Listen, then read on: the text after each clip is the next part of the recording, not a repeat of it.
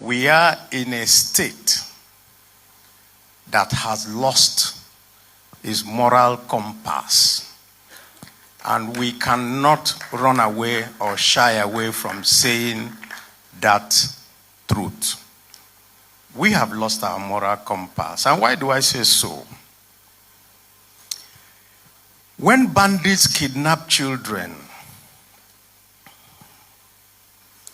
and the state rewards them with amnesty, what do you think we have? We have lost whatever morality we have. When soldiers are killed in ambushes and in organized skirmishes by bandit terrorists, whatever name you call them, and the killers are rewarded with integration, what do you think that is? It is a state that has lost its morality. Because every state is built on a foundation of morality, which is justice and equity. In other words, if you commit a crime, you pay the price for that crime. And so, where does that bring us to? It brings us to a point where a nation that rewards terror will one day find that terror will take over power in that state.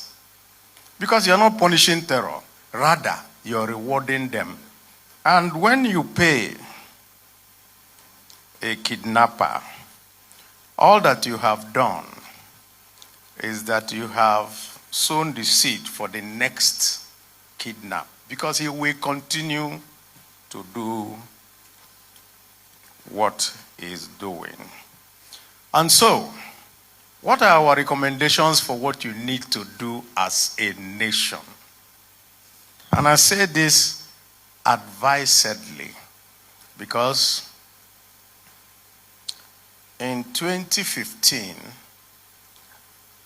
in the inception of this APC government, I was the minority leader in the Senate, which meant that I was officially the person in opposition. And I continued to shout and cry. And I said then that rather than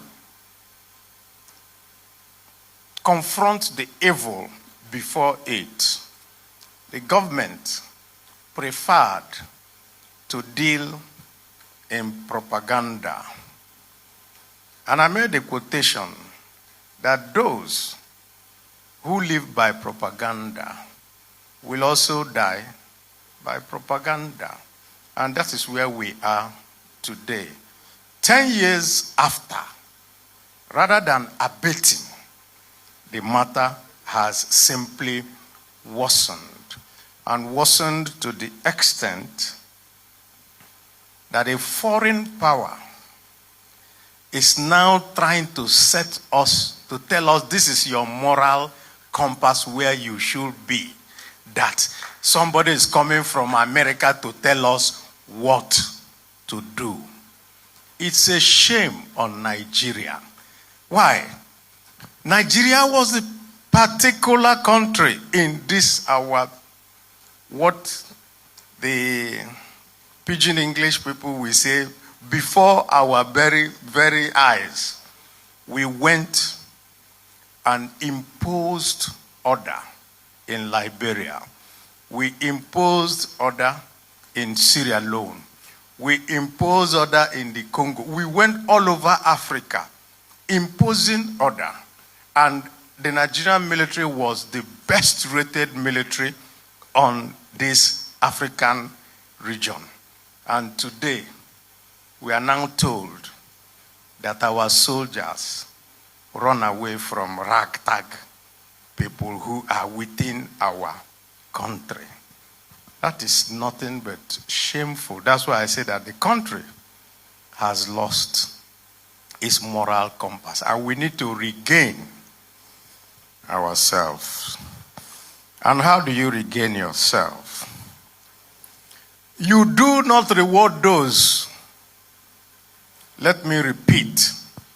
You do not reward those who live on ransom and blood. Because when you reward them, it only emboldens them to do more.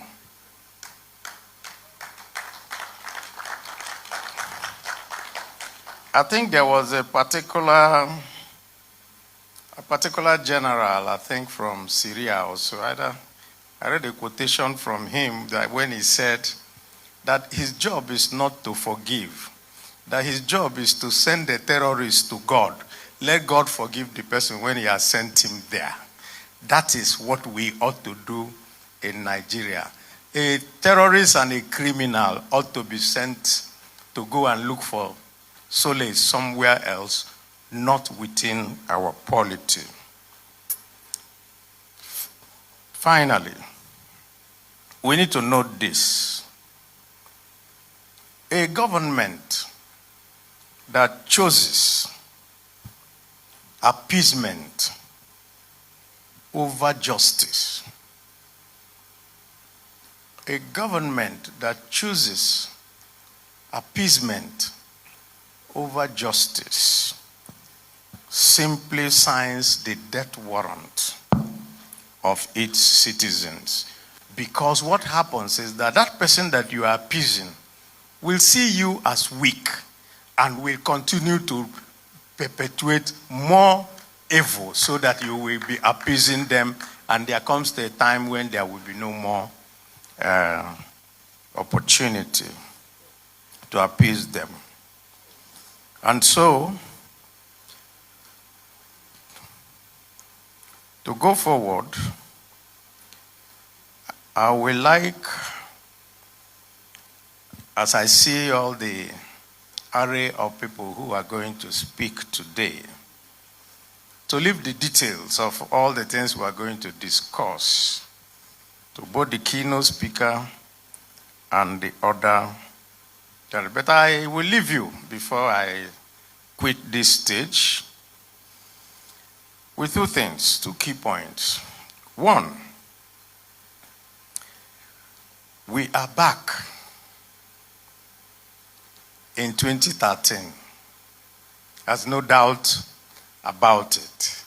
What happened in 2013 is what is now going to happen in 2020, 26 and 27. And so, one of the biggest challenges of a political consensus, because we are going to discuss conflict and consensus, one of the biggest challenges is the clash of egos among politicians. And you know why? When somebody says, it's my way or the highway, there is no way you can come together. So what we are doing at the moment, or what we can